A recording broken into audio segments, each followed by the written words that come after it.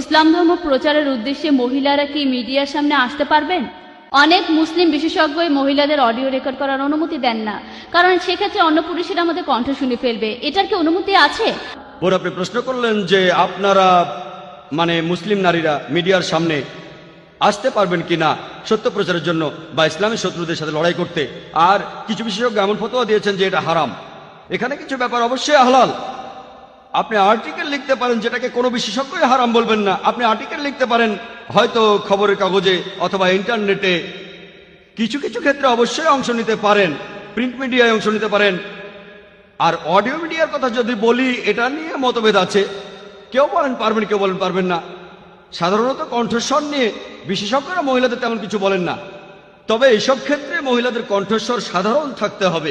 Audio মিডিয়ার ক্ষেত্রে খেয়াল রাখবেন আপনার কণ্ঠস্বর যেন খুব বেশি ওঠানামা না করে, সে সময় খুব বেশি হাসাহাসিও করবেন না। বেশিরভাগ বিশেষজ্ঞ এমন ক্ষেত্রে অনুমতি দেন। এবার টেলিভিশনের সামনে আসা নিয়ে বলি, বেশিরভাগ বিশেষজ্ঞই বলেন যে মহিলারা টেলিভিশনের সামনে আসতে পারবে না। অনেক বিশেষজ্ঞই বলেন যে মহিলারা যদি হিজাব পালন করে, যদি নিজের শরীর পুরোপুরি ঢেকে রাখে, শুধু মুখমণ্ডল আর কবজি পর্যন্ত হাত খোলা রাখে, এবং কণ্ঠস্বরে যদি উত্তেজক কিছু না থাকে, আর যদি শরিয়ার অন্য নিয়মগুলোও মানে, তাকে অনুমতি দেওয়া যেতে পারে।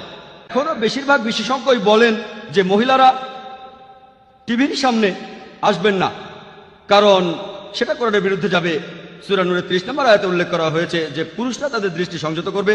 মহিলাদের যদি টিভিতে দেখানো হয়, সেখানে অন্য পুরুষরা তাদের দেখতে পাবে, এজন্য মহিলাদের অনুমতি নেই। এ ব্যাপারে অনেক মতভেদ আছে, তবু আপনি আপনার পছন্দের মতো একটা বেছে নিতে পারেন। আশা করি উত্তরটা পেয়েছেন।